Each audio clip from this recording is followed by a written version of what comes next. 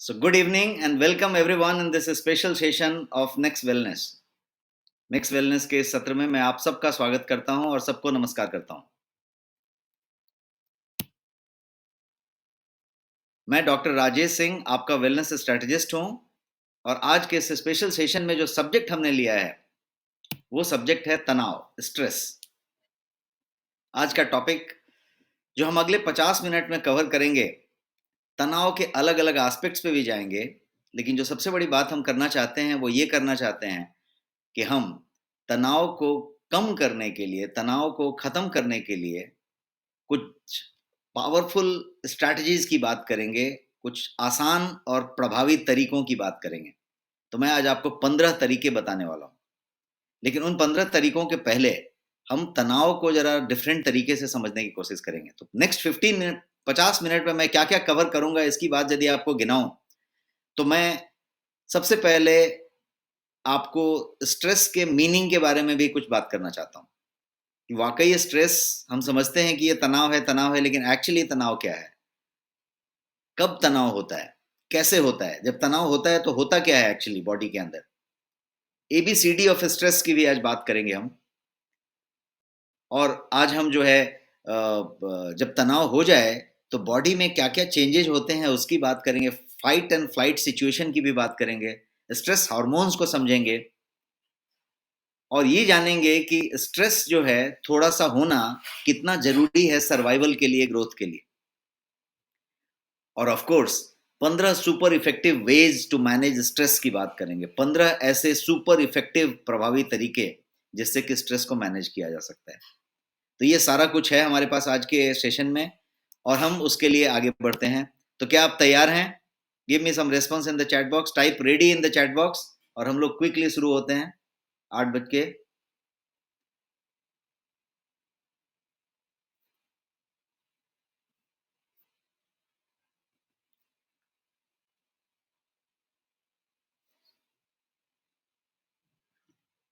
Type ready in the chat box, keep typing ready, ताकि मैं आपके साथ सिंक रहूं और फिर आप टाइप करते रहें और हम लोग आगे बढ़ते हैं। चलिए शुरू करते हैं। और सबसे पहला जो बात मैंने कहा कि पहले हम मतलब को ही समझेंगे, तो पहले मतलब की बात करते हैं कि स्ट्रेस का मतलब क्या होता है। टेक्निकली यदि देखा जाए तो स्ट्रेस को जो है एक फीलिंग या इमोशनल टेंशन की बात को स्ट्रेस कहेंगे। कि यदि मान लीजिए कि स्ट्रेस की परिभाषा पूछी जाए तो स्ट्रेस कुछ नहीं है, एक फीलिंग है। किस बात का फीलिंग है? कि इमोशनल या फिजिकल टेंशन हो गया, शारीरिक तनाव हो गया या मानसिक तनाव हो गया, इमोशनल तनाव हो गया, इस बात को स्ट्रेस का। और ये कहीं से हो सकता है, किसी भी चीज से आ सकती है। इफ कोई चीज यदि आपके इच्छा के मुताबिक नहीं हुआ, if something has not happened as per your desire, तो स्ट्रेस होगा। कोई चीज नेगेटिव होगा तो स्ट्रेस होगा। Anything that makes you feel frustrated तो स्ट्रेस होगा। आपको यदि गुस्सा हो जाए तो स्ट्रेस होगा, नर्वसनेस आए तो स्ट्रेस होगा।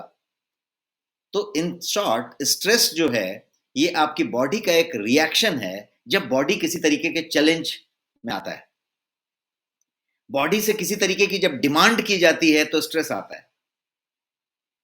बॉडी को जब चैलेंज मिलता है तो स्ट्रेस आता है। बॉडी से जब किसी तरीके की डिमांड की जाती है तो स्ट्रेस आता है। तो चैलेंज और डिमांड, दो शब्द हमने यहां पे पकड़ा और ये स्ट्रेस का फैक्टर हुआ। और स्ट्रेस जो है बेसिकली एक ऑटोमेटिक रेस्पॉन्स है आपके बॉडी का, जो किसी भी फिजिकल या मेंटल डिमांड को जब फेस करता है तो उसके बदले में देता है। कोई भी जब फिजिकल मेंटल डिमांड आती है आपके पास तो शरीर का ये ऑटोमेटिक रेस्पॉन्स है, ऑटोमेटिक रेस्पॉन्स ये शरीर देता है। और इसमें होता क्या है? तो एक एड्रेनालिन करके आपका हार्मोन होता है, एड्रेनालिन। ये जो एक तरीके का हार्मोन है, एक जो केमिकल है, वो हमारे बॉडी में नेचुरली प्रोड्यूस होता है। जैसे ही स्ट्रेस होता है एड्रेनालिन प्रोड्यूस होता है और यही जो है स्ट्रेस का रेस्पॉन्स है। कब होता है स्ट्रेस, इसकी बात करते हैं। कब हो जाता है? सुबह को होता है, शाम को होता है, कोई सिचुएशन में होता है। कब होता है स्ट्रेस? जब चीजें आपकी अनुरूप हो रही होती हैं, सब कुछ ठीक रहता है। जैसे ही कोई चीज आपके अनुरूप नहीं हो रही होती है, when things do not go as per your desire, या कोई ऐसी नेगेटिव चीज होती है, कोई ऐसी चीज जो आपको फ्रस्ट्रेट करती है, एंग्री करती है, नर्वस करती है, तो ये आपको स्ट्रेस देती है। कब स्ट्रेस होता है? तो जब जब ऐसा होता है तब तब स्ट्रेस होता है। जब जब आपको कोई चीज ऐसी दिखती है जो आपके अनुरूप नहीं हो रही है, तो स्ट्रेस होता है। तो इसको और थोड़ा सा समझने के लिए एबीसीडी ऑफ स्ट्रेस मैंने आपके लिए लाया है, और एबीसीडी स्ट्रेस को समझते हैं। एबीसीडी बोलते हैं ना, कि एबीसीडी मालूम है मतलब सब कुछ मालूम है। एबीसीडी को ऐसा भी कहते हैं कि बेसिक क्या है। एबीसीडी मालूम है मतलब उसका बेसिक मालूम है। तो एबीसीडी ऑफ स्ट्रेस की बात करें तो ये मैंने आपके स्लाइड पे एबीसीडी रखा है। ए है when you feel under pressure, जब आप तनाव में आते हैं, कोई प्रेशर में आते हैं, तो ये पहला ए की बात हुई। पहला ए है कि आप जब तनाव में आते हैं तो स्ट्रेस होता है। आपके बॉस ने आपको बुलाया और आपको जो है कोई काम पकड़ाया, कोई ऐसा ऐसा प्रोजेक्ट दिया, ऐसा असाइनमेंट दिया, ऐसा टास्क दिया जो आपको अंडर प्रेशर लाया, तो स्ट्रेस होगा। आप जिम में गए, आप वर्कआउट कर रहे थे, आप वेट उठा रहे थे, आप बहुत ज्यादा हेवी वेट उठाने की कोशिश कर रहे थे, फिजिकल स्ट्रेस आपने दिया, तनाव हुआ। आप यदि बहुत ज्यादा एक्सर्शन कर रहे हैं, आपको काम करना चाहिए 8 घंटे 10 घंटे, आप 15 घंटे 12 घंटे 17 घंटे काम करने की कोशिश कर रहे हैं, आप क्या कर रहे हैं? प्रेशर डाल रहे हैं। तो कभी भी जब आप प्रेशर देंगे, अंडर प्रेशर आएंगे, कोई भी चीज से अंडर प्रेशर हो सकता है। अचानक कोई आपको धमकी दे दिया, आप अंडर प्रेशर आए। आप कोई चीज देख रहे हैं कि ये प्रोजेक्ट पूरा होने जा रहा है और पूरा नहीं हो रहा है, आज शाम तक इसको कंप्लीट करना था, और आपको क्लियर समझ में आ रहा है 4 बजते बजते कि आज ये पूरा नहीं होने वाला है, पूरा करना था, डिलीवर करना था, लेकिन पूरा नहीं हो पा रहा है, तो क्या होगा? आप तनाव में आ रहे हैं, तो स्ट्रेस होगा। अब बी की बात करते हैं। B is when you do not feel in control. सब कुछ ठीक है लेकिन आप कंट्रोल में नहीं महसूस कर रहे हैं अपने आप को। जब कंट्रोल में नहीं है तो बी एप्लीकेबल हुआ, और आप जो है तनाव में आएंगे। कभी कभी कोई चीज कंट्रोल में होती है, आप गाड़ी चला रहे होते हैं, गाड़ी एकदम कंट्रोल में होती है, आप ड्राइव कर रहे होते हैं, अच्छा, लेकिन गाड़ी को बहुत स्पीड में कर लिया है आपने, तो गाड़ी कभी कभी कंट्रोल में नहीं लगती। मौसम यदि टेढ़ा मेढ़ा हो गया, आप गाड़ी चला रहे हैं, वाइपर चल रहा है बहुत तेज तेज, बारिश हो रही है, फॉग है, आगे कुछ दिख नहीं रहा है, क्या हो रहा है? आप गाड़ी बढ़िया चलाते हैं, गाड़ी भी चला रहे हैं, सब कुछ ठीक है, लेकिन चूंकि आपको चीजें अब दिख नहीं रही हैं, बारिश बहुत ज्यादा हो रही है, फॉगिंग हो चुका है, तो चीजें कंट्रोल में नहीं है, आपको उतना कंट्रोल नहीं है। और ये कंट्रोल सिर्फ गाड़ी चलाते समय नहीं हो सकता, कभी भी हो सकता है। आप अपने टीम के साथ, एम्प्लॉयज के साथ काम कर रहे हैं, अपने टीम के साथ कुछ प्रोजेक्ट कर रहे हैं, और पता चला कि कंट्रोल में नहीं है, क्योंकि टीम टीम आपकी सुन नहीं रहा है, टीम जो कर रहा है वो आप पसंद नहीं कर रहे हैं, आप जो बता रहे हैं वो टीम कर नहीं पा रहा है, या आप सिंक नहीं हो पा रहे हैं, तो चीजें क्या है? कंट्रोल में नहीं है। So when you don't feel in control, कोई भी बात में, आप एक रिलेशनशिप हैं, आपकी पति के साथ या आपकी पत्नी के साथ, आपके बच्चों के साथ, आपके पेरेंट्स के साथ, आपके रिलेटिव्स के साथ, यदि आप बहुत बढ़िया सिंक होके नहीं चल रहे हैं, चीजें बहुत बढ़िया नहीं चल रही हैं, तो क्या हो रही है? You do not feel in control. वो रिलेशनशिप आपके कंट्रोल में नहीं है। कंट्रोल में है या नहीं है ये बाद की बात है। You feel that it is not in under control. मैंने शब्द इस्तेमाल किया है फील। यदि आप फील करते हैं कि ये कंट्रोल में नहीं है, तो आपको तनाव आएगा। अब सी की बात करते हैं। सी है when you are struggling to cope with things. जब आप स्ट्रगल कर रहे हैं किसी चीज से कोप अप करने का, आप जो है कैसे भी वहां तक उसको अचीव करना चाह रहे हैं, तो तनाव होएगा, कोप अप करने के कोशिश में तनाव आएगा। और डी जो है, ए बी सी तीनों अप्लाई होता है, तो डी हुआ। तो एबीसीडी ऑफ स्ट्रेस ये है। कोई एबीसीडी टाइप करें चैट में, यदि आपको ये एबीसीडी क्लियर समझ में आ गया है तो फिर हम आगे बढ़ेंगे और हम स्ट्रेस को अब दूसरे एंगल से समझेंगे। Just type A B C D in the chat box यदि आपको A B C D clear है तो। इन 3 हिस्सों में, और चौथा हिस्सा डी क्या था? ए बी सी तीनों मिला के था, जो एबीसीडी हो गया। अब हम स्ट्रेस की बात करते हैं। एक दूसरा एस्पेक्ट ऑफ स्ट्रेस, दूसरा एस्पेक्ट ऑफ स्ट्रेस जो है वो है कि स्ट्रेस की परिभाषा तो हमने समझ ली, स्ट्रेस की एबीसीडी भी समझ ली, लेकिन यदि सिंपल भाषा में एक पूछना चाहें कि क्या होता है ये स्ट्रेस, तो इसको एक तरीके से समझने की कोशिश करते हैं और मैं आपको एक सरल भाषा में समझाने की कोशिश करता हूं जिसको कि समझना जरूरी है दूसरे एंगल से, क्योंकि अब हम स्ट्रेस के मैनेजमेंट की भी बातें करने जा रहे हैं सेशन में। जब तक हमने क्या स्ट्रेस है यही नहीं समझा है तो उसकी मैनेजमेंट क्या करें। तो पहले ऐसे समझते हैं कि भगवान ने हमें एक बहुत ही सफिस्टिकेटेड सिस्टम दिया है। ये जो शरीर है ये बड़ा सफिस्टिकेटेड सिस्टम है, इसमें दो चीजें हैं। ये सिस्टम दो चीजों को मिला के बना है, एक है बॉडी और एक है माइंड। माइंड और बॉडी दो चीजें हैं इसमें। ये जो पूरा सफिस्टिकेटेड सिस्टम जो भगवान ने दिया है इसमें दो चीजें हैं, माइंड और बॉडी। ऐसे समझें कि ये सॉफ्टवेयर और हार्डवेयर, माइंड जो है वो सॉफ्टवेयर है और बॉडी जो है हार्डवेयर है। बिना सॉफ्टवेयर के हार्डवेयर नहीं चलेगा और यदि हार्डवेयर नहीं होगा तो सॉफ्टवेयर नहीं चलेगा। तो ये हार्डवेयर और सॉफ्टवेयर का कॉम्बिनेशन है, सफिस्टिकेशन के साथ ये बॉडी या शरीर या जो भी चीज भगवान ने दिया है ये वो चीज है। यदि मान लीजिए एक मिनट के लिए कि आपका हार्डवेयर यदि ठीक से फंक्शन नहीं करे, उसके हार्ड डिस्क में बैड सेक्टर्स हो, रैम जो है प्रॉपर नहीं चल रहा हो, मेमोरी ओवरलोड हो, तो क्या होगा? वो हार्डवेयर क्या करेगा? हार्डवेयर हैंग हो जाएगा, नहीं चलेगा प्रॉपर। सेम वे यदि सॉफ्टवेयर यदि करप्ट है या प्रॉपर नहीं चल रहा है तो क्या होगा? आपका सिस्टम हैंग हो जाएगा। हम जिस सिस्टम की बात कर रहे हैं वो सिस्टम में माइंड और बॉडी है, माइंड हार्ड सॉफ्टवेयर है और बॉडी हार्डवेयर है। इसमें से दोनों में से कहीं पे भी यदि कोई चीज में दिक्कत है तो क्या होगा? सिस्टम हैंग होगा। Stress is actually the inability to manage your own system.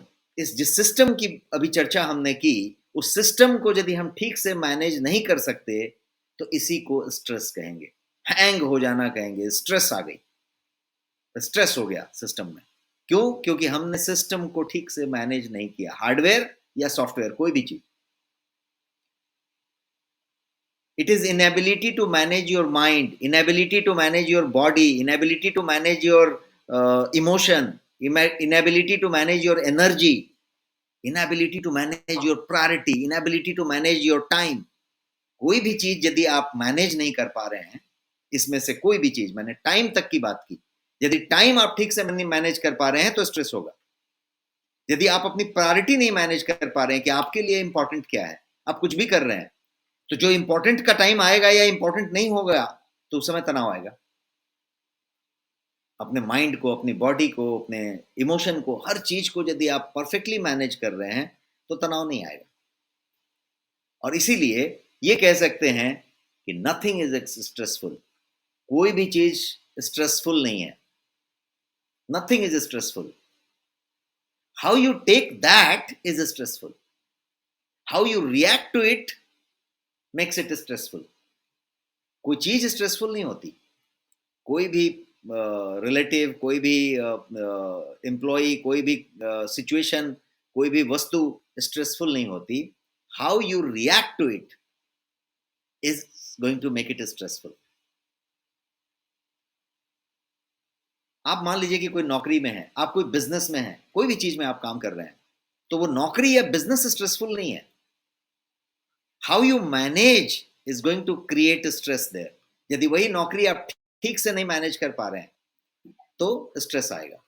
Business बहुत अच्छा है, लेकिन बिजनेस में यदि वर्किंग कैपिटल, पूंजी की प्रॉब्लम हो रही है, टीम का प्रॉब्लम हो रहा है, कोई मार्केट का प्रॉब्लम हो रहा है, आप मैनेज नहीं कर पा रहे हैं उस सिचुएशंस को, तो वो बिजनेस स्ट्रेसफुल हो जाएगा। Being a student is not a stressful thing. आप यदि विद्यार्थी हैं, स्टूडेंट हैं, तो ये कोई स्ट्रेस की बात नहीं, बहुत अच्छी बात है। लेकिन यदि आप मैनेज ठीक से नहीं कर पा रहे हैं, मतलब आपका एग्जाम आ गया और पता चला कि पढ़ाई नहीं हुई है, प्रॉपर एग्जाम हुआ और मालूम नहीं है अभी तक पढ़ाई हुई नहीं है, तो तनाव आ जाएगा। यदि हर चीज ठीक से मैनेज किया था, अपना टाइम, अपना एनर्जी, अपना सिलेबस, तो स्ट्रेस कहीं नहीं आएगा। वर्क में भी हर चीज यदि ठीक से मैनेज किया है तो कहीं दिक्कत नहीं आएगी, लेकिन यदि ठीक से नहीं मैनेज किया है तो फिर दिक्कत आ जाएगी। तो फिर इसको कहेंगे कि स्ट्रेस जो है मैनेज नहीं हो रहा है, राइट? यहाँ पे बहुत लोग साउंड इज नॉट क्लियर या साउंड नहीं आ रही है बीच में लिखते रहते हैं। प्लीज नोट, आपके सिस्टम में यदि म्यूट है तो साउंड नहीं आएगी, आपको जो है अनम्यूट करना है। और आपका जो कोई यदि कहता है कि साउंड नहीं आ रही है तो मैं रिक्वेस्ट करूंगा कि बाकी लोग उनको कंफर्म करें कि साउंड आ रही है, ताकि वो जो है अपने सिस्टम को ठीक कर सके। Thank you so much. तो हम बात ये कर रहे थे कि नथिंग इज स्ट्रेसफुल। आप यदि समझे कि ये सिचुएशन स्ट्रेसफुल है, ये काम स्ट्रेसफुल है, ये वो स्ट्रेसफुल है, how you are responding is stressful. आइए इसको एक एग्जाम्पल के साथ समझते हैं, और बड़ा फेमस एग्जाम्पल है, आपने कहीं ना कहीं एग्जाम्पल जरूर सुना होगा। लेकिन आज हम इस एग्जाम्पल को लेके समझते हैं कि नथिंग इज स्ट्रेसफुल। आप कैसे रिएक्ट करते हैं, आप उसको कैसे डील करते हैं, वो स्ट्रेसफुल है। ये एग्जाम्पल के लिए मैंने तस्वीर आपके सामने रखी है। इस तस्वीर को ऐसे जाने कि what is in your cup, आपके कप में क्या है। मान लीजिए, फर्ज कीजिए कि आप एक कप में कॉफी पकड़े हैं और कॉफी को होल्ड किया है आपने, और कोई बगल से जा रहा था, उसका हाथ लग गया और आपकी कॉफी जो है पूरी गिर गई। कोई आया, आपसे टकरा गया, हाथ लग गया, आपकी कॉफी पूरी गिर गई, जिस तरीके से स्लाइड पे मैंने गिराई है, कॉफी पूरी गिर गई। और कॉफी पूरी तरीके से आपके कपड़े पे गिर गई, जमीन पे गिर गई। तो सवाल ये उठता है, why did you spill the coffee? आपने कॉफी क्यों गिराया? आप सीधा आंसर देंगे कि because someone bumped into me, कोई आके मेरे से टकरा गया। Isn't it? यस और no? Keep typing yes no quickly in the chat box. Simple answer है कि मैं कॉफी लेके जा रहा था या खड़ा था, एक बंदा उधर से बिना देखे आया, हाथ लगा दिया, हाथ कॉफी में लग गई, कप फिसल गया, कॉफी गिर गई। कॉफी क्यों गिरा, ये आंसर क्वेश्चन है। आंसर क्या होगा? बिकॉज कोई आके उसमें टकरा गया, इसलिए कॉफी गिर गई। सही आंसर है यस और नो? सोनू सैनी जी कह रहे हैं यस, सब लोग बोल रहे हैं यस। यस, यही आंसर बताया आपने, सही आंसर है। मैं आपको बता रहा हूं कि आंसर गलत है, this is a wrong answer. ये गलत आंसर है। आपने कॉफी गिराया क्योंकि उस कप में कॉफी था। आपने कॉफी गिराया क्योंकि उस कप में कॉफी था। यदि उस कप में दूध होता तो दूध गिरता, यदि उस कप में चाय होता तो चाय गिरता, यदि उस कप में कुछ नहीं होता तो कुछ नहीं गिरता। इस बात से क्या क्या जाहिर करना चाहता हूं? इस उदाहरण का पर्पस ये है कि what ever is inside the cup will spill out. जो भी आपके कप के अंदर होगा वही बाहर गिरेगा। जो भी आपके कप के अंदर होगा वही बाहर गिरेगा। आपके अंदर यदि स्माइल होगा, शांति होगा, खुशी होगी, तो खुशी बाहर गिरेगा। यदि आप चिढ़े हुए होंगे, एंगर होगा, फ्रस्ट्रेशन होगा, तो फ्रस्ट्रेशन बाहर निकलेगा। एक एग्जांपल लीजिए कि आप जो है, मान लीजिए ट्रैफिक में गाड़ी चलाते हैं, राइट? आप ट्रैफिक में गाड़ी चला रहे हैं और ट्रैफिक जाम, बहुत बम्पर टू बम्पर ट्रैफिक है, कोई इधर उधर से जा रहा है, गाड़ी फंसा हुआ है। अब यदि आप वहां पे क्या छलकाएंगे, क्या निकलेगा? आपके अंदर जो है वो निकलेगा। ऐसा भी हो सकता है कि ट्रैफिक जाम है और आप जो है स्टीयरिंग पे तबला बजा रहे हैं, गुनगुना रहे हैं। यदि आपके अंदर शांति है, आपके अंदर सेटिस्फैक्शन है, आप प्रॉपर मैनेज कर रहे हैं सब चीजों को। क्या क्या चीजों को? थोड़ी पहले स्लाइड में हमने डिस्कस किया। आपके माइंड को, आपके बॉडी को, आपके इमोशन को, आपके टाइम को, हर चीज को, जब आप अपने रिसोर्स को यदि बढ़िया से मैनेज कर रहे हैं, तो आप जब जो छलकाएंगे वो खुशी होगा, वो अच्छी शांति होगी, उसमें कुछ कुछ टेंशन वाली बात नहीं आएगी। लेकिन वही यदि मान लीजिए कि आप लेट से स्टार्ट हुए थे, घर से ऑफिस के लिए ऑलरेडी लेट हो रहे थे, आपके पास 20 मिनट का रास्ता था, आप जो है 19 मिनट का ड्यूरेशन लेके निकले थे। गूगल मैप कह रहा था कि इट विल टेक 25 मिनट्स और आपको पहुंच जाना था 15 मिनट में। 10 मिनट का पहले से ही शॉर्टेज था, अब हो गया ट्रैफिक जाम, आप गए फंस। तो क्या होगा अब सिचुएशन? आपका क्या छलकेगा? जो अंदर होगा वो छलकेगा। आप ऑलरेडी फ्रस्ट्रेटेड हैं, आप ऑलरेडी परेशान हैं, आपके अंदर ऑलरेडी स्ट्रेस बढ़ा हुआ है, तो क्या छलकेगा? आप चिढ़ेंगे, आप बुदबुदाएंगे, आप किसी को फ्रस्ट्रेट करेंगे, आप किसी पे गुस्सा करेंगे और स्ट्रेस करेंगे। तो इस कप वाले एग्जाम्पल से मैं ये समझाना चाह रहा हूं कि we have to ask ourselves, हमें अपने आप को पूछने की जरूरत है कि what is in my cup, आपके कप में क्या है। जब जिंदगी टफ हो जाती है, जब सिचुएशन टफ हो जाता है, ये कोई बता के नहीं टफ होता है। सप्ताह में एक दो बार टफ हो जाता है, दिन में एक दो बार टफ हो जाता है, महीने में एक दो बार टफ हो जाता है। जब जिंदगी में टफनेस आती है, जब जिंदगी टफ हो जाता है, तो उस समय क्या बाहर निकलता है? What spills out of you? Joy, gratefulness, peace, humility, या एंगर, बिटरनेस, हार्श वर्ड्स, गाली देना, कुछ इस तरीके के गुस्से वाले रिएक्शंस, क्या निकलता है बाहर? इसीलिए कभी आप देखें तो किसी सेंट को देखेंगे या कोई पंडित श्री रविशंकर को देखेंगे या इस तरीके की कोई चीजों को देखेंगे, so they are always smiling. आपको लगता है उनके पास कम प्रॉब्लम होगा, but they are managing it quite well. और आज हम वो जानने जा रहे हैं आगे के स्लाइड्स में कि कैसे मैनेज करना है। They are managing it quite well. और जब हर चीज नियंत्रण में है, कंट्रोल में है, तो क्या निकलेगा? उनके कप में क्या है? उनके कप में ग्रेटफुलनेस है, जॉय है, पीस है, ह्यूमिलिटी है, हैप्पीनेस है, वही निकलेगा। क्लियर है? Type clear in the chat box और हम आगे बढ़ेंगे। बढ़ते समय इस स्लाइड के एग्जाम्पल में मैं एक ही कहना चाहूंगा कि लाइफ जो है आपको कप देता है, आपको चुनना है कि उसमें आप क्या भरेंगे। जिंदगी ने आपको एक कप दिया है, what is in your cup, ये आपका डिसीजन है, आपको भरना है उसमें। तो इसीलिए what is in your cup, ये हमेशा याद रखें और इस पे बात करें। अब बात करते हैं स्ट्रेस के बारे में कि इज ऑल स्ट्रेस बैड? जो तनाव है वो क्या सही में बैड है? सब तनाव बुरा ही है क्या, बैड है क्या? यस और नो टाइप करें। तनाव हमेशा बुरा है कि कभी कभी अच्छा है? तनाव हमेशा बुरा है क्या?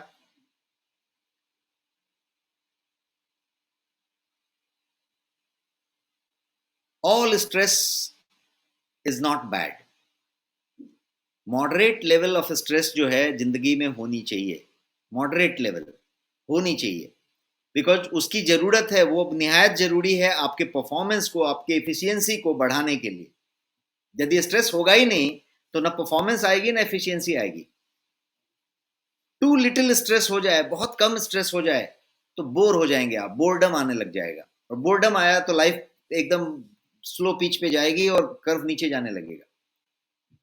स्ट्रेस एक और चीज करती है, स्ट्रेस आपके डेली चैलेंज को मीट करने में आपकी मदद करती है, आपको मोटिवेट करती है और आपको आपके गोल तक पहुंचाने का काम करती है। यदि मान लीजिए कि स्ट्रेस नहीं होगा तो आप अपने गोल तक पहुंच ही नहीं पाएंगे। थोड़ा स्ट्रेस होना पड़ेगा ताकि आप अपने गोल पे पहुंच पाए। अल्टीमेटली ये थोड़ा स्ट्रेस इसलिए भी जरूरी है कि आप स्मार्ट बने, आप ज्यादा खुश बने, हैप्पी बने, हेल्दी बने, इसके लिए स्ट्रेस की जरूरत है। एक एग्जांपल लीजिए कि मान लीजिए कि आपको स्ट्रेस हो ही नहीं, तो फिर कुछ भी खाएंगे, नहीं खाएंगे, कुछ भी कर लेंगे। लेकिन स्ट्रेस है कि ये खाने से मोटापा बढ़ जाएगी, ये खाने से ये हो जाएगा, तो आप नहीं खाते हैं। नहीं खाया तो फिर एसिडिटी हो जाएगी, ये हो जाएगा, तो फिर आप खाते हैं।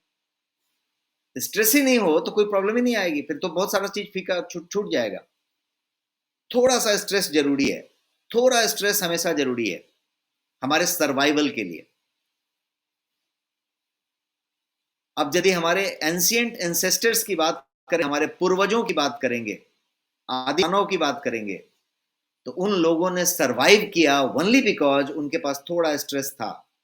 सोचिए यदि स्ट्रेस ही नहीं होता तो सरवाइव करते क्या? जंगली जानवर उनको छोड़ता क्या? ये मौसम उनको छोड़ता क्या?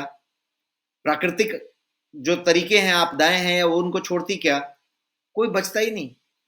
लेकिन चूंकि थोड़ा तनाव है कि यहाँ बाघ आ जाएगा, शेर आ जाएगा, सांप निकल जाएगा, तो वो उसका बचाव कर रहे हैं क्योंकि थोड़ा तनाव है।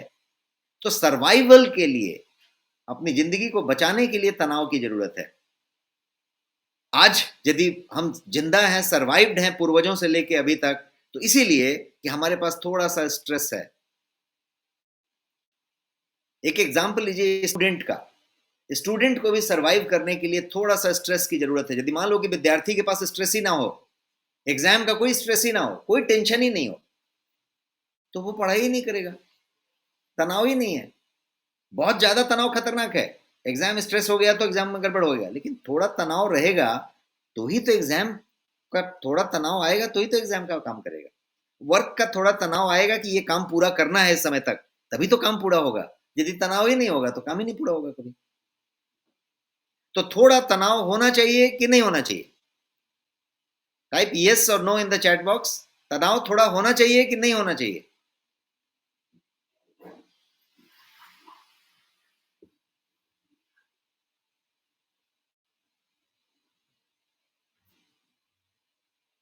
Yes, keep giving me your response in the chat box.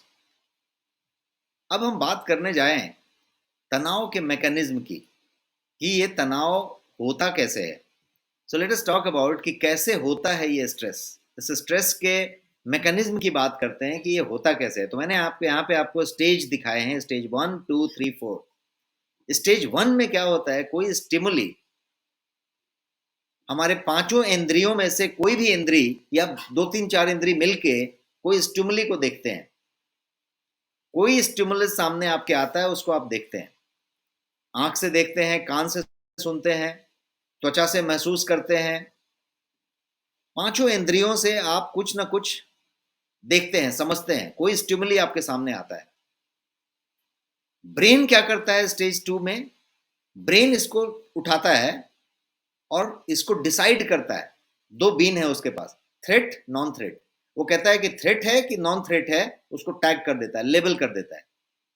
कोई भी चीज जो देखते हैं आप, मान लीजिए कि यहाँ पे एक आदमी आ रहा है, चल के आ रहा है, तो आप देखते हैं वो आदमी है।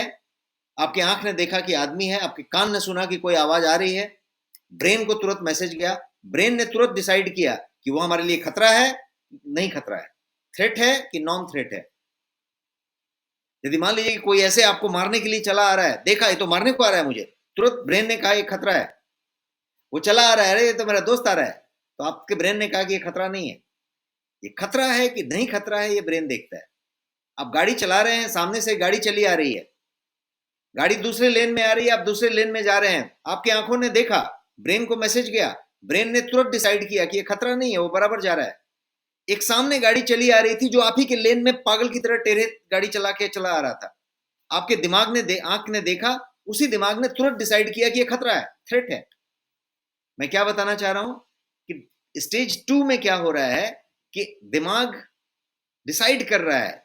दो ही तरीके हैं उसके, खतरा है कि नॉन खतरा है, थ्रेट है कि नॉन थ्रेट है। अब तीसरा स्टेज क्या है? तीसरा स्टेज है कि बॉडी एक्टिवेटेड हो जाता है या अराउज हो जाता है तब तक जब तक कि वो खतरा टल ना जाए। जैसे ही दिमाग ने कह दिया कि खतरा है, तो क्या हो गया, बॉडी जो है एक्टिवेट हो जाता है।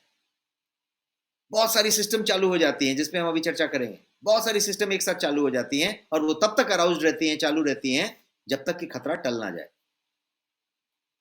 अब चौथे स्टेज की बात करते हैं। चौथा स्टेज है कि जब थ्रेट चला जाता है, खत्म हो जाता है, दिमाग मान लेता है कि अब थ्रेट नहीं रहा, तब बॉडी जो है वापस जो है होम्योस्टैसिस में चला जाता है। होम्योस्टैसिस मतलब नॉर्मल कंडीशन में चला जाता है, जिसको कि फिजियोलॉजिकल कामनेस का स्टेज कहते हैं, कि एकदम शांत हो गया, खतरा चला गया। सुनामी आया या कोई चक्रवात का नोटिस आया, सब अलर्ट मोड में था, पूरा सिस्टम, सरकार, तंत्रणा। और बाद में क्या हुआ, जब सुनामी चला गया, तनाव खत्म हो गया, तब सिस्टम को फिर नॉर्मल मोड में रख दिया गया। सारे एनडीआरएफ टीम को वापस बुला ली गई, सब सिस्टम को सेट वापस नॉर्मल कर दिया गया। मतलब क्या हुई, अलर्ट खत्म हो गया और ये चीज हो गई। जब अलर्ट था तो बहुत सारी सिस्टम एक साथ प्रॉब्लम कर रही थी, काम कर रही थी, बहुत सारी चीजें एक्टिवेट हो गई थी। तो यहाँ पे स्टेज 1 2 3 4 था। अब हम बात करते हैं क्या होता है जब आप इन थ्रेट्स को महसूस करते हैं, आपकी बॉडी में किस तरीके का काम होता है। स्ट्रेस मैकेनिज्म की बात करें तो क्या होता है जब आप थ्रेट महसूस करते हैं। तो फाइट और फ्लाइट सिचुएशन आपने सुना होगा। कितने लोगों ने फाइट और फ्लाइट सिचुएशन सुना है? Just type in the chat box yes या नो। आपने फाइट और फ्लाइट ऐसी सिचुएशन सुनी है?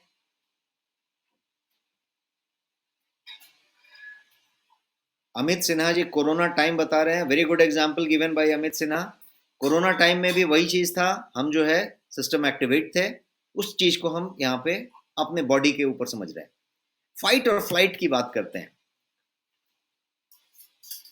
फाइट और फ्लाइट का मतलब हुआ कि जब आप किसी चीज को देखते हैं, जब आपकी 5 इंद्रियों में से कोई भी इंद्रिय यदि किसी चीज को सेंस करता है, दिमाग उसको डिसाइड करता है कि ये खतरा है कि नॉन खतरा है।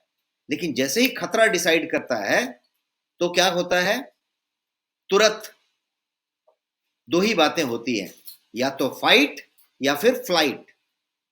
या तो आप लड़ लेते हैं या आप भाग लेते हैं। यस और नो? या तो आप लड़ लेते हैं या भाग लेते हैं।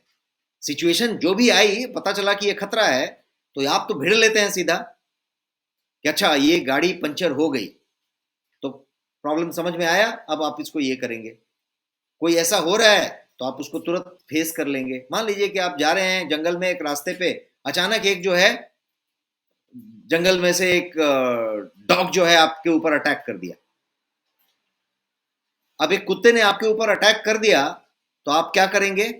या तो वहां से भाग लेंगे या फिर कुत्ते को भिड़ लेंगे और कुत्ते का कुछ उठा के मारेंगे, कुछ करेंगे। एक भैंसा या कोई बड़ा जानवर आपको दौड़ा दिया, आप क्या करेंगे? या तो आप उसको वापस अटैक करेंगे, आप भी कोई चीज से उसको भगाएंगे, या फिर आप भाग लेंगे।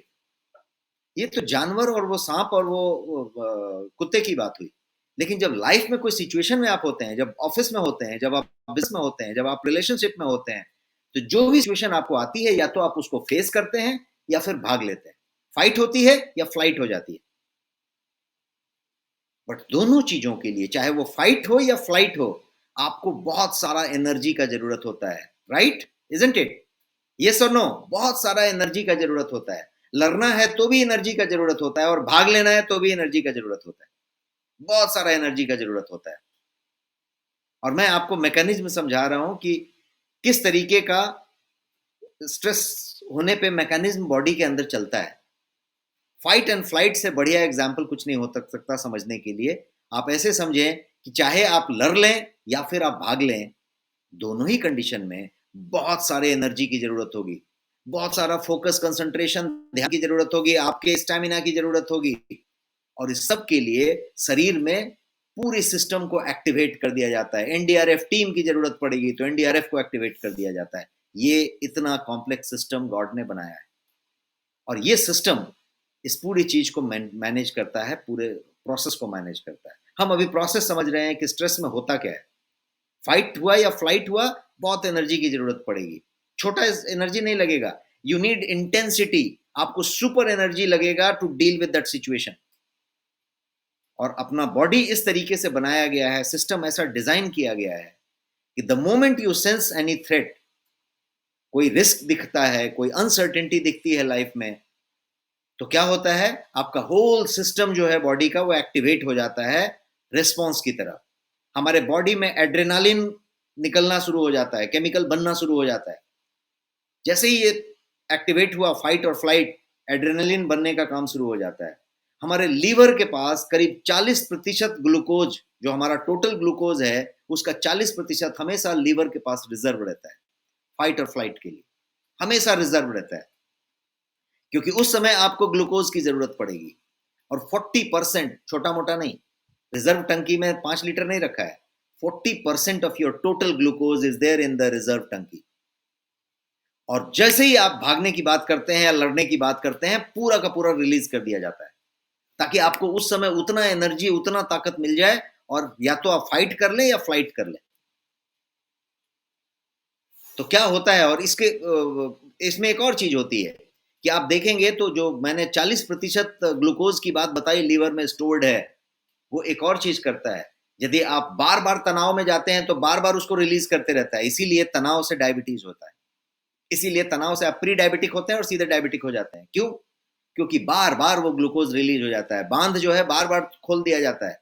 वो बोलते हैं ना कि जमुना का बैराज खोल दिया जाता है बार बार, तो बार बार खोल दिया जाता है, तो बाद में वो डायबिटीज का लेवल हो जाता है। तो इसलिए ये पूरा सिस्टम बहुत कॉम्प्लेक्स है, इसीलिए स्ट्रेस इतना खतरनाक है। हम उसके टॉपिक की बात कर रहे हैं। तो क्या होता है फाइट और फ्लाइट सिचुएशन में? यहाँ पे मैंने एक चार्ट आपको दिखाया है। स्ट्रेस के रेस्पॉन्स में बॉडी जो है सिंपैथेटिक नर्वस सिस्टम को एक्टिवेट कर देता है। यहां पे मैंने सिंपैथेटिक नर्वस सिस्टम आपको दिखाया है स्क्रीन पे। और अचानक जो है हार्मोन्स का रिलीज होना शुरू हो जाता है, बहुत सारे हार्मोन रिलीज होने लगते हैं। सिंपैथेटिक नर्वस सिस्टम तब क्या करता है, उसके बाद ये रिलीज होने के बाद वो जो है एडर्नल ग्लैंड्स को स्टिमुलेट करता है। और जब उसको स्टिमुलेट करता है तो वहां पे सर्टेन केमिकल्स रिलीज होते हैं, जिसमें एड्रेनालिन शामिल है, नोराड्रेनालिन शामिल है। ये सारे रिलीज होते हैं। और यदि आप देखेंगे तो फिर उसके बाद चेन ऑफ रिएक्शन चालू हो जाता है, एक के बाद दूसरा, दूसरे के बाद तीसरा, एक रिएक्शन चालू हो जाती है पूरी। और वो रिएक्शन में क्या क्या शामिल है, आपका हार्ट रेट बढ़ जाता है, आपका ब्लड प्रेशर शूट हो जाता है, आपकी ब्रीदिंग रेट, सांस तेज तेज चलने लगती है। और जैसे ही आपका थ्रेट चला जाता है, खतरा खत्म हो जाता है, तो सब चीज नॉर्मल होने लगती है। और कितना टाइम लगता है खतरा खत्म होने के बाद? It takes 20 minutes to 60 minute, 20 minute कम से कम लगेगा, 1 घंटा भी लगेगा to for body to return in pre arousal state. Normal state में आने के लिए उसको 1 घंटा लगेगा, 20 मिनट से कम नहीं लगेगा। इसीलिए जब भी आपको तनाव होता है, ये पूरा सिस्टम उतने देर के लिए नए प्रक्रिया में लुक जाता है। तो ये स्ट्रेस रेस्पॉन्स सिस्टम का एक समराइज चार्ट है आपके सामने, जिसको आप बढ़िया से देख सकते हैं कि एड्रेनालिन कैसे बनता है, किस तरीके से एड्रेनल ग्लैंड्स उसको प्रोड्यूस करता है। यदि आप किसी सिचुएशन को स्ट्रेसफुल परसीव करते हैं, कैसे परसीव करते हैं इस पर डिपेंड करता है। यदि आप खतरा मानते हैं तो खतरा है, हो सकता है खतरा ना हो, आप ही मान लेते हैं। बहुत लोग ऐसे होते हैं, हमारे रिलेशन में भी बहुत लोग ऐसे हैं जो सिचुएशन को बहुत ज्यादा खतरनाक मान लेते हैं, या बहुत ज्यादा प्रॉब्लम मान लेते हैं कि नहीं ये मेरा तो ऐसा ही प्रॉब्लम हो गया, मेरा ऐसा ही प्रॉब्लम हो गया। तो यदि प्रॉब्लम मान लिया तो फिर बॉडी सारा कुछ करेगा, बॉडी सब कुछ निकालेगा, सब कुछ निकाल के चालू कर देगा। तो बॉडी सारा कुछ करेगा जो जो खतरे को देख के करना चाहिए था। फाइट और फ्लाइट का सिचुएशन आ गया बॉडी में, बॉडी काम शुरू कर देगा। तो आप कैसे परसीव करते हैं? यदि आप देखते हैं कि नहीं इससे कुछ प्रॉब्लम नहीं है, हम इसको मैनेज करेंगे, आप सब चीज मेंटेन्ड है, तो फिर प्रॉब्लम कम होगा। तो हाइपोथैलेमस जिसको कहते हैं, वो आपके एक ब्रेन का एक इंपॉर्टेंट रीजन है, वहां पे स्ट्रेस का रेस्पॉन्स लिया जाता है। और वही उसके बाद डिसाइड करता है कि ये जो है क्या बोलते हैं, ये फाइट फ्लाइट का सिचुएशन है कि नहीं है, खतरा है कि नहीं है। और ये उसके बाद मैसेज भेजना शुरू कर देता है। मैसेज किसको भेजता है? पिट्यूटरी ग्लैंड को मैसेज भेजता है। और पिट्यूटरी ग्लैंड क्या करता है कि उस मैसेज को एडर्नल ग्लैंड्स को भेजता है। और एडर्नल ग्लैंड्स उसके बाद अपना वो सब प्रोडक्शन शुरू कर देता है एड्रेनालिन का। और एडर्नल ग्लैंड कहाँ पे है? तो आपके किडनी के ठीक ऊपर अवस्थित है। छोटा सा ग्लैंड है जो किडनी के ठीक ऊपर है, और वही ये सारा काम करता है। यहाँ पे मैंने इन शॉर्ट आपको बताने के लिए एक तस्वीर रखा है कि आपको जब भी थ्रेट दिखाई पड़ता है, जब आपको लगता है कि ये खतरा है, तो अलार्म होता है। अलार्म मतलब मैसेज छोड़ दिया जाता है कि खतरा है। उसके बाद स्ट्रेस हार्मोन्स बनते हैं, प्रोडक्शन होती है, और बॉडी भर में चेंजेस होते हैं, फुल बॉडी के अंदर चेंजेस होते हैं। तो व्हाट आर दिस हार्मोन्स? यदि हम हार्मोन की बात करें तो ये क्या क्या हार्मोन्स हैं? हम 3 हार्मोन की बात करेंगे, 3 मेजर स्ट्रेस हार्मोन्स। और ये 3 मेजर स्ट्रेस हार्मोन्स क्या क्या हैं? तो एक तो एड्रेनालिन है, जिसकी बात हमने की, दूसरा कॉर्टिसोल है, और तीसरा नोरेपिनेफ्रन है, नोरेपिनेफ्रन। और ये तीनों के तीनों को आप कह सकते हैं कि 3 मेजर स्ट्रेस हार्मोन्स हैं। एक एक करके क्लियरली समझते हैं। एड्रेनालिन जो है, इसको फाइट और फ्लाइट हार्मोन कहते हैं। ये जो है एड्रेनल ग्लैंड द्वारा प्रोड्यूस किया जाता है immediately after receiving the message from the brain that situation stressful. कुछ ऐसा खतरा दिखा है, जैसे ही ब्रेन से सिग्नल आता है, खटाक से प्रोडक्शन चालू कर देता है और इंस्टेंट काम करता है। सिग्नल आया, प्रोडक्शन चालू, ये काम है एड्रेनल ग्लैंड का, और इसीलिए इसको एड्रेनालिन कहते हैं। ये खाली प्रोडक्शन ही नहीं करता है, ये इसके साथ साथ हार्ट रेट को बढ़ा देता है, ब्लड फ्लो को बढ़ा देता है, ब्लड फ्लो की रफ्तार तेज हो जाती है, अलर्टनेस बढ़ा देता है, आपका माइंड एकदम अलर्ट हो जाता है, उस समय एकदम कंसंट्रेट हो जाता है। तो एड्रेनालिन जो है, ये एक और काम करता है, ये आपकी एनर्जी को सर्ज करता है, देता है, मतलब आपकी एनर्जी लेवल को अचानक बढ़ा देता है, बहुत ज्यादा बढ़ा देता है, और आपकी सेंसिटिविटी पेन घटा देता है। उस समय आपको कुछ नहीं लगेगा, उस समय आपको महसूस नहीं होगा। आप देखिएगा कभी किसी से आपने लड़ाई कर लिया तो उस समय धाड़ धाड़ लड़ाई कर रहे थे, यहां लग रहा था, वहां लग रहा था, चोट लग रही थी, लेकिन थोड़ा सा सेंसिटिविटी टू पेन कम कर दिया था उस समय उसने। ऐसे बैठे बैठे रहे और थोड़ा सा कुछ चुभ जाए तो आपको लगता है कि अरे चोट लग गई, चुभ गया। लेकिन आप देखिएगा कभी कभी आप कुछ कर रहे होते हैं, फाइट और फ्लाइट मोड में, उस समय कहां से घिस गया था आपको बाद में पता चलता है कि ये कैसा कट गया। कटने का अनुभूति उस समय नहीं हुआ था आपको। कितने लोग इस बात से अग्री हैं? कितने लोग रिलेट कर पा रहे हैं कि ऐसा होता है? टाइप यस और no in the chat box. इस तरीके का होता है ना कि जब आप फाइट और फ्लाइट सिचुएशन में होते हैं तो आपको पता भी नहीं चलता कि कहां से चोट लगा, कैसे हुआ, कब हुआ। तो ये क्या हो रहा है? ये एड्रेनालिन का काम है। ये एड्रेनालिन का इतना काम है। मान लीजिए कि आप गाड़ी चला रहे हैं कार के लेन में, और कार के लेन में आप गाड़ी चला रहे हैं, अचानक पता चला कि एक पीछे से बंदा आ रहा था। आप लेन चेंज कर रहे थे और पीछे से बंदा बहुत तेजी से आ रहा था, आप वापस लेन जो है संभाल लिया। या कोई बंदा जा रहा था, आप ऐसा घुमा लिया, वो माने उस गाड़ी से टक्कर होते होते बच गई, या किसी आदमी को उड़ाते उड़ाते आप बच गए। थोड़ा सा 1 मिनट के लिए, उसकी गलती या आपकी गलती फर्क नहीं पड़ता। यदि आप 1 सेकंड के लिए बच गए तो उस समय आप देखिएगा आपका माइंड एकदम अलर्ट हो जाता है, एक बार सेहरन सी आ जाती है, आपके पास थोड़े से पसीने हो जाते हैं, कुछ ये हो जाता है, कोई ऐसे सिम्टम्स आ जाती है। उसमें एक चीज जरूर होगा, ब्लड फ्लो बढ़ जाएगा, हार्ट रेट बढ़ जाएगा, अलर्टनेस आपका बढ़ जाएगा। ये क्या था? खटाक करके एड्रेनल रिलीज हो गया, फ्रैक्शन ऑफ सेकंड में एड्रेनल रिलीज हो गया, क्योंकि माइंड ने तुरंत सिग्नल दिया कि खतरा है, खतरा था, बच गए, एड्रेनल रिलीज हो गया। क्लियर है एड्रेनलिन? अब हम बात करते हैं दूसरे हार्मोन की। दूसरा हार्मोन का नाम है कॉर्टिसोल। कॉर्टिसोल को स्टेरॉयड हार्मोन भी कहते हैं, और इसको भी एडर्नल ग्लैंड प्रोड्यूस करता है। इसको भी, इसका प्रोडक्शन जो है एडर्नल ग्लैंड ही करता है, और इसको थोड़ा ज्यादा टाइम लगता है। जैसे एड्रेनलिन खट करके बन जाता था इंस्टेंट, ये इंस्टेंट नहीं बनता, इसको थोड़ा टाइम लगता है, मिनट लग सकता है, 1 डेढ़ 2 मिनट लग सकता है। तो मिनट्स कह सकते हैं कि इसको मिनट्स लगता है rather than seconds. Adrenal second में बनता है, इसको मिनट्स लगते हैं। मिनट किस बात के लिए लगते हैं? For you to feel the effect of that cortisol.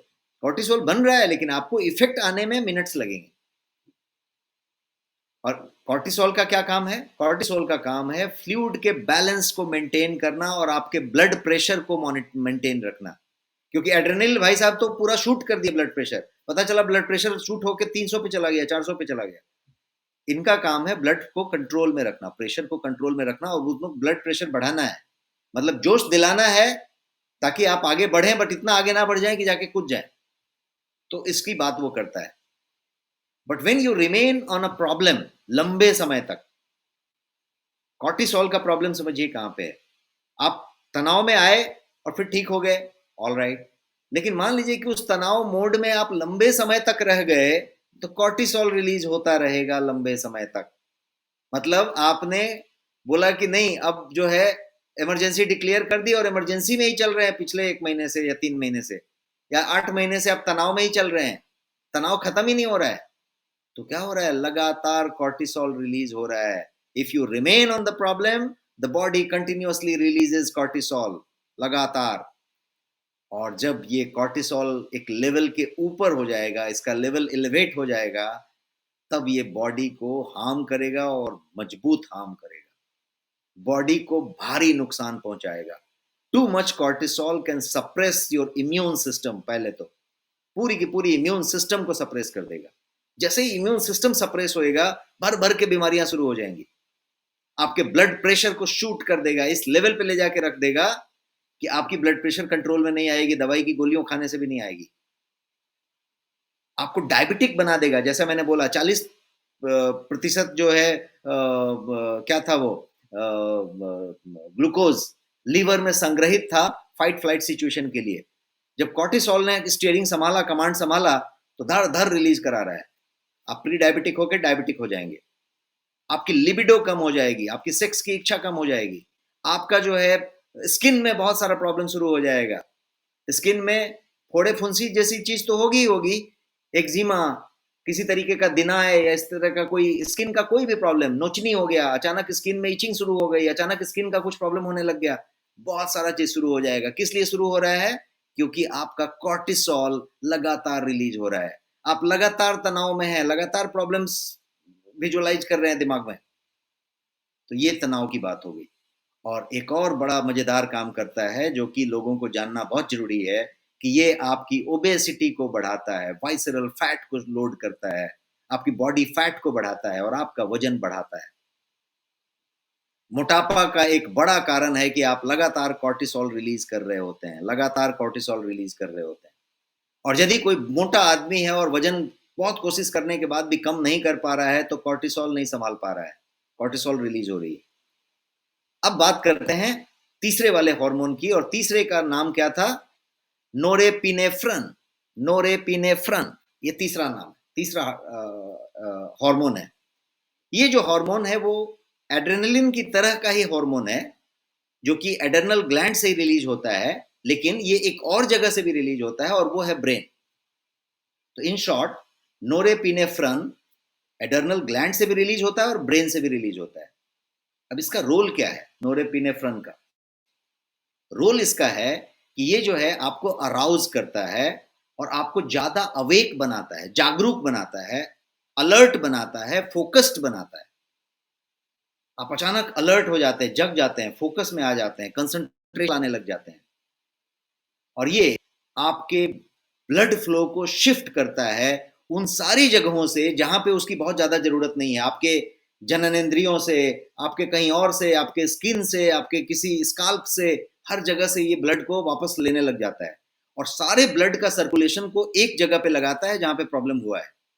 बहुत लोगों के बाल में डैंड्रफ होता है, बहुत बाल के स्काल्प में प्रॉब्लम होता है, स्काल्प का फ्लो खराब हो जाता है और बाद में गंजा हो जाता है, बाल थोड़े झड़ने लग जाते हैं। कभी भी देखिएगा तनाव में बाल झड़ता है, कितने लोग ये बात समझते हैं तनाव में बाल ज्यादा झड़ता है? Just type in the chat box किसी का ऐसा झड़ता है तो, या मालूम है तो। स्ट्रेस ज्यादा होने पे बाल ज्यादा झड़ता है। Type yes in the chat box यदि आपको ऐसा पता है तो। क्या होता है वहां पे? वहां पे यही नोरेपिनेफ्रन काम हो रहा है। उसने स्काल्प पे जो ब्लड सप्लाई जा रहा था, ब्लड सर्कुलेशन जा रहा था, उसको अनइम्पॉर्टेंट माना, उससे वापस ले लिया। यहाँ पे टाइप कर रहे हैं सब लोग, यस यस, उसने वापस ले लिया। आपके स्काल्प को अननेसेसरी माना है उस समय, क्योंकि आप प्रॉब्लम में थे कहीं। अब प्रॉब्लम में आप आधे घंटे के लिए आए थे, आधे दिन के लिए आए थे, यहाँ तो प्रॉब्लम में आप पिछले 6 महीने से चल रहे हैं, 1 साल से चल रहे हैं, लगातार जो है नोरेपिनेफ्रन अपना काम कर रहा है। तो क्या कर रहा है वो? वहां वहां से निकाल रहा है। जैसे आपने सबने टाइप किया है। एक और चीज मैं बताऊं, इरेक्टाइल डिसफंक्शन जो पुरुषों की नपुंसकता की बीमारी है, वो होती है किस बात से?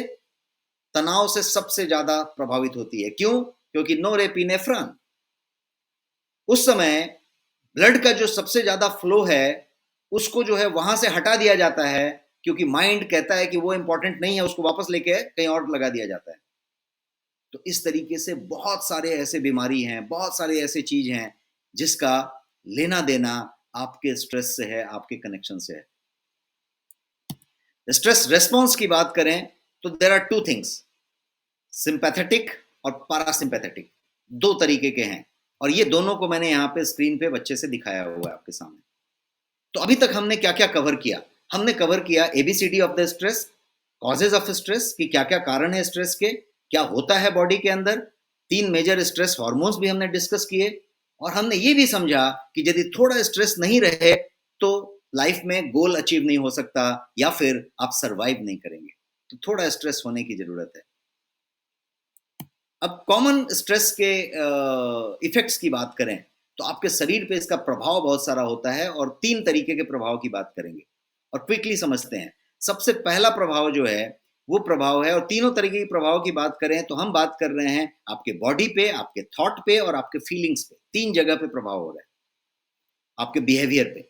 तो लेट अस टॉक अबाउट पहला, आपके बॉडी पे इसका क्या प्रभाव है।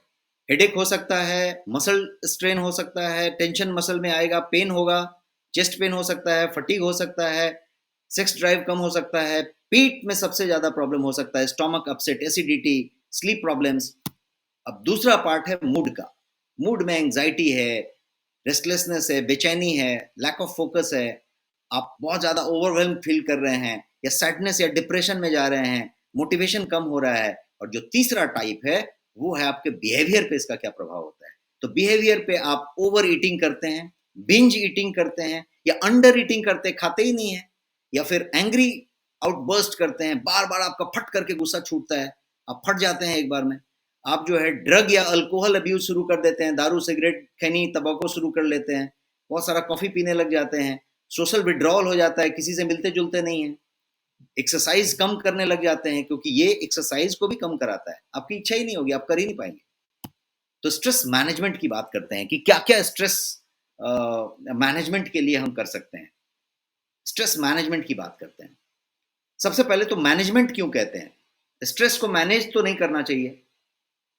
आप किस चीजों को मैनेज करते हैं? यू नीड टू मैनेज वैसी चीजें जो आपके लिए कीमती हो, प्रेसियस हो, जो बहुत कॉस्टली चीज है उसको मैनेज किया जाता है। आप पैसे को मैनेज करते हैं, प्रॉपर्टी को मैनेज करते हैं, अपने टाइम को मैनेज करते हैं, अपने धन को मैनेज करते हैं, but you do not manage your stress. लेकिन एक जार्गन है, हर जगह पे यही कहा जाता है कि स्ट्रेस मैनेजमेंट। एक्चुअली आप स्ट्रेस नहीं मैनेज कर रहे होते हैं। आप क्या मैनेज कर रहे होते हैं? आप कुछ और मैनेज कर रहे होते हैं। और वो कुछ और क्या है?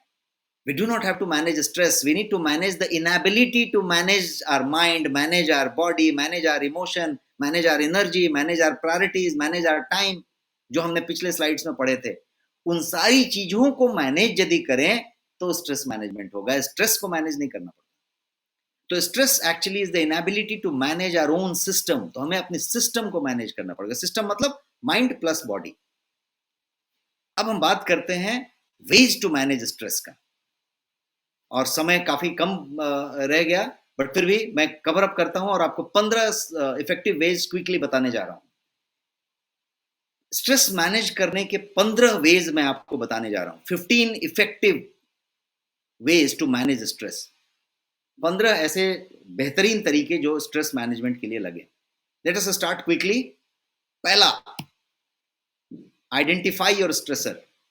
अपने स्ट्रेसर को पहचानें। किस चीज से आपको स्ट्रेस होता है उसको पहचानें। जब तक उसको नहीं पहचानेंगे नहीं होगा। कोई सिचुएशन हो सकता है, कोई भी चीज हो सकता है, वो कोई सिचुएशन हो सकता है, कोई एक्टिविटी हो सकता है, कोई रिलेशनशिप हो सकता है, आपका पति हो सकता है, आपकी पत्नी हो सकती है, आपका बॉस हो सकता है, आपका एम्प्लॉय हो सकता है, आपका कार हो सकता है, आप जिस कुर्सी पे बैठे हैं वो कंफर्टेबल नहीं है वो हो सकता है, आपकी वर्किंग कैपिटल हो सकती है, आपका बैंक बैलेंस हो सकता है, आपकी वर्किंग कैपिटल के अलावा आपका पेंडिंग वर्कलोड बहुत बड़ा कारण बन सकता है, आपकी बीमारी कोई कारण बन सकती है, आपका कोई दर्द है वो कारण बन सकता है, आपके बच्चे का कोई भविष्य के बारे में चल रहा है वो कारण स्ट्रेसर हो सकता है, इरिटेटिंग बच्चा है वो स्ट्रेसर हो सकता है। दूसरा नंबर, लिव इन प्रेजेंट। ये एक इफेक्टिव वे है। आप यदि रिग्रेट ऑफ पास्ट में हैं, पास्ट में ये हुआ था, तो आप रिग्रेट में हैं, और यदि आप फ्यूचर के बारे में सोच रहे हैं तो फियर ऑफ फ्यूचर है। तो regret of past and fear of future से बाहर आइए और live in present. Time is now. अभी के समय में आप बेस्ट करें, ये चीज करें, तो ये बहुत बड़ा स्ट्रेटजी है आपके स्ट्रेस को कम करने का। तीसरी बात करते हैं, change your perception and expectation. Perception change करें, बिकॉज आप कैसे परसीव कर रहे हैं वैसा हो रहा है।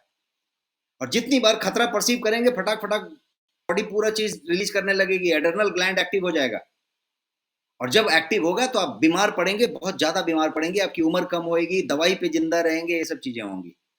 यदि आप एड्रेनल ग्लैंड को नहीं एक्टिवेट होने देंगे, नॉर्मल रहेंगे, तो परसेप्शन चेंज करें और एक्सपेक्टेशन चेंज करें। किसी से एक्सपेक्ट ना करें। मान लीजिए कि आपका बेटा आपको ऐसा नहीं किया, आपका एम्प्लॉय ने ऐसा नहीं किया, आपका किसी पति ने ऐसा नहीं किया, आप एक्सपेक्टेशन ही हटा दें। जैसे ही एक्सपेक्टेशन हटा देंगे, आपको किसी तरीके का स्ट्रेस आएगा ही नहीं। एक्सपेक्टेशन रखेंगे कोई स्ट्रेस आएगा। उसने ऐसा नहीं किया, देखो उसने मेरे से बात नहीं किया, देखो मेरे उसने पैसा नहीं दिया, उसने पैसा ऐसा नहीं किया, उसने पूछा भी नहीं। ये सारा एक्सपेक्टेशन ही यदि हटा दिया तो इजी हो जाएगा। चौथा, रियलिस्टिक गोल सेट करें। गोल आपका रियलिस्टिक होना चाहिए। कुछ भी हवा हवाई गोल ले लिया तो अपने आप आपने you have prepared yourself to get into stress. Stress को गोल कम सेट करें, रियलिस्टिक, कम ज्यादा नहीं है, रियलिस्टिक जो आप कर सकते हैं। यदि मान लीजिए कि शाम तक आप 5 मीटिंग कर सकते हैं, 2 किलोमीटर और जा सकते हैं, तो उतने की बात करें आप। ये नहीं है कि एक सुबह में पूना में मीटिंग कर लूंगा, फिर सतारा चला जाऊंगा, फिर बैंगलोर चला जाऊंगा, फिर आ जाऊंगा और फिर ये भी कर लूंगा वो भी कर लूंगा। तो you have actually put yourself into stress. Better you manage your situation. आप जाके अपना सिचुएशन देखें कि क्यों इतनी मीटिंग हो रही है, कैसे करना है। अब बात करें 5वें नंबर की, कीप थिंग्स मैनेजेबल। अपने टास्क को मैनेजेबल पार्ट्स में तोड़ दें, छोटे छोटे मैनेजेबल पार्ट में तोड़ दें, तो वो अपने आप मैनेजेबल हो जाती है। और यदि ये 5वां नंबर कर लें तो चौथा नंबर अपने आप सेट हो जाता है। तो चौथा 5वां कनेक्टेड है। अब छठे नंबर की बात करते हैं। छठा है set boundaries. Set boundaries for everything in life, चाहे वो वर्क हो, चाहे रिलेशनशिप हो, चाहे फैमिली हो, चाहे कोई भी ऑब्लिगेशन हो आपका, उसके लिए बाउंड्री सेट कर दें कि मैं इतना ही करूंगा, यही करूंगा। बाउंड्री नहीं सेट करेंगे तो स्ट्रेस होगा। 7वां नंबर, डोंट कैरी बैगेज। कुछ लोग बहुत सारा बैगेज लेके चलते हैं, इमोशनल बैगेज, गिल्ट का, रिग्रेट का, फियर का बैगेज लेके चलते हैं। तो ये बैगेज, मान लीजिए कि आपको चलने को कहा जाए आधा किलोमीटर और आपको दे दिया जाए 20 किलो का एक सूटकेस सर पे रख के चलने को, तो चलना मुश्किल हो जाएगा। तो हम लगातार चल रहे हैं, एकदम खाली रहे हैं, तो नो लगेज, नो बैगेज। 8वां नंबर है ब्रीदिंग टेक्निक्स। आप जो है ब्रीदिंग टेक्निक की बात करें, और मैं एक बहुत अच्छा ब्रीदिंग टेक्निक अगले सेशन में आपको बताने वाला हूं, जिसको 2:1 टेक्निक कहते हैं। और वो प्रैक्टिकली मैं आपको बताऊंगा, क्योंकि मेरे एक सेशन कोई स्पेसिफिक टॉपिक पे मैं करना चाहता हूं इस स्ट्रेस से ही कनेक्टेड। तो अगला सेशन हमारा स्ट्रेस का होगा। 9वां, फिजिकल एक्सरसाइज और वर्कआउट। बिकॉज फिजिकल एक्सरसाइज जो है हैप्पी केमिकल्स रिलीज करता है। एक्सरसाइज करने से, जब एक्टिविटी करते हैं, एक्सरसाइज करते हैं, तो आपका एंडोर्फिन जो होता है, एंडोर्फिन आपकी बॉडी में एक तरीके का हार्मोन्स है जिसको न्यूरोट्रांसमीटर कहते हैं, फील गुड न्यूरोट्रांसमीटर्स। ये जो है एंडोर्फिन्स रिलीज करने लगता है जैसे ही आप फिजिकल एक्टिविटी करते हैं। तो आपका जो है हर चीज पॉजिटिव लगता है, नेगेटिव इफेक्ट को कम करता है। 10th है योगा। योगा जो है आप यदि करें तो उसका एक सीधा सीधा इफेक्ट आपके सिंपैथेटिक नर्वस सिस्टम पे होता है, और वो आपके स्ट्रेस को कम करने में सीधे सीधे योगदान देता है। 11 नंबर आइटम है मेडिटेशन। मेडिटेशन से आप अल्फा स्टेट में चले जाते हैं। अब ये अल्फा स्टेट क्या है, ये भी अगले वाले सेशन में हम करने जा रहे हैं। अगला सेशन बहुत रोचक होने जा रहा है, जहां पे आप एक्चुअली आर्ट सीखेंगे, और वहां पे हम बात करने जा रहे हैं सारे ब्रेन वेव्स की। अल्फा एक ब्रेन वेव है, तो हम बात करेंगे पांचों ब्रेन वेव की, alpha, beta, delta, gamma, theta, पांचों ब्रेन वेव्स की हम बात करेंगे, और स्ट्रेस की बात करेंगे। 12 नंबर है लाफ आउट। जोर जोर से यदि आप हंसते हैं और ठहाके लगाते हैं, तो ये जो है आपके ऑर्गन्स को स्टिमुलेट करता है, और ये यदि ऐसा करते हैं तो इससे एंडोर्फिन्स रिलीज बढ़ती है, ऑक्सीजन रिच एयर आपके लंग्स में जाता है, स्टिमुलेशन होता है आपके हार्ट का, आपके लंग्स का, आपके मसल्स का, और बहुत बढ़िया से ये उस समय रिलैक्स फीलिंग आ जाती है। 13 नंबर है schedule and keep me time. खुद के लिए समय रखें, मी टाइम। हर दिन थोड़ा वक्त अपने लिए बिताएं, अकेले रहें, मी टाइम बिताएं। और मी टाइम में फिर आपका बैकलॉग सब क्लियर होता है, निकलता है, और मी टाइम पे बहुत ही रोचक चीजें, amazing power of me time मैं अगले सेशन में बताने जा रहा हूं। तो मैं ये सारा अगले सेशन की बात आपको बताते जा रहा हूं, ताकि अगले सेशन में हम जो है स्ट्रेस मैनेजमेंट के नेक्स्ट लेवल को चर्चा करेंगे, और ये जानेंगे कि प्रैक्टिकली हमारे आपकी लाइफ में स्ट्रेस को कैसे बेहतर किया जा सकता है। 14 नंबर पॉइंट है अवॉइड कैफीन्स एंड निकोटीन्स। कैफीन और निकोटीन को अवॉइड करें, दारू को भी अवॉइड करें, अल्कोहल को भी। तो कैफीन, निकोटीन और अल्कोहल का प्रॉब्लम क्या है कि ये एक्चुअली आपके कॉर्टिसोल को ट्रिगर करता है और रिलीज बढ़ा देता है उसका। तो जब कॉर्टिसोल ही बढ़ा दिया, जिसको स्ट्रेस हार्मोन कहते हैं, तो फिर तो कोई से फायदा नहीं हुआ। जबकि उनको लगता है कि मैंने सिगरेट पिया है तो तनाव कम हो जाएगा, उस समय सही में थोड़ा कम हो जाता है, बिकॉज उस समय कॉर्टिसोल जोर से रिलीज होता है, लेकिन उसके बाद ये जो है और बढ़ते चला जाता है। और लास्ट वन, 15वां number, herbs and supplements. Herbs and supplement एक इस तरीके की चीज है जो, बहुत सारे ऐसे हर्ब्स हैं, सप्लीमेंट्स हैं, आपके किचन में भी भरे हुए हैं, जो आपको तनाव को फाइट करने में, तनाव को कंट्रोल करने में, और ये पूरा का पूरा एडर्नल ग्लैंड के सिस्टम को बेहतर करने में आपकी मदद करते हैं। अश्वगंधा जैसी चीज तनाव को बेहतर करती है। करक्यूमिन हल्दी से निकलता है, नोनी, तुलसी, मोरिंगा, वाइल्ड बेरीज की आप बात करें, ये सारे के सारे आपके तनाव को बेहतर करने में आपकी बहुत बढ़िया मदद करते हैं। और इन सारे हर्ब्स को हर दिन लेना सही डोज में शायद संभव नहीं होगा, मुश्किल होगा।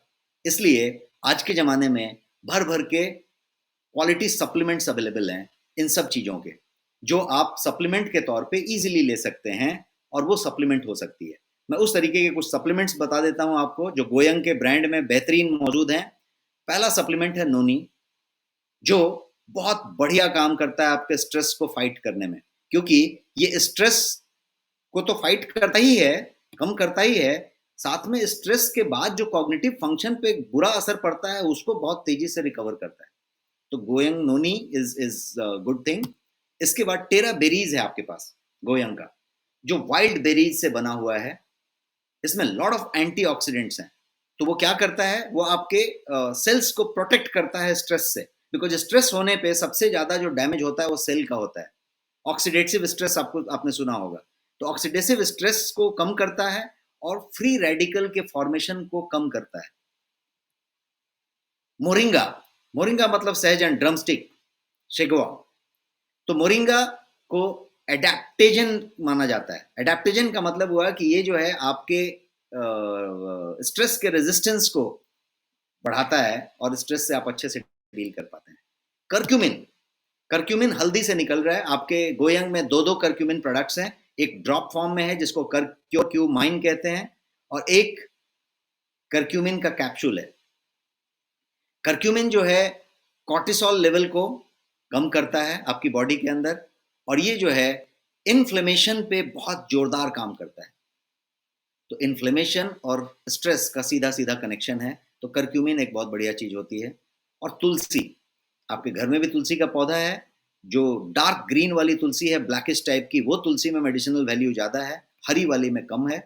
और उसकी पूरी मात्रा या फिर कोई ड्रॉप फॉर्म में आप ले सकते हैं। तुलसी एक्चुअली क्या करता है, तो कॉर्टिसोल के लेवल को नीचे लाता है और ब्लड शुगर को रेगुलेट करता है, और ये जो है आपकी एंड्योरेंस को बढ़ाता है और साथ साथ आपको ज़्यादा रेजिलियंट भी बनाता है।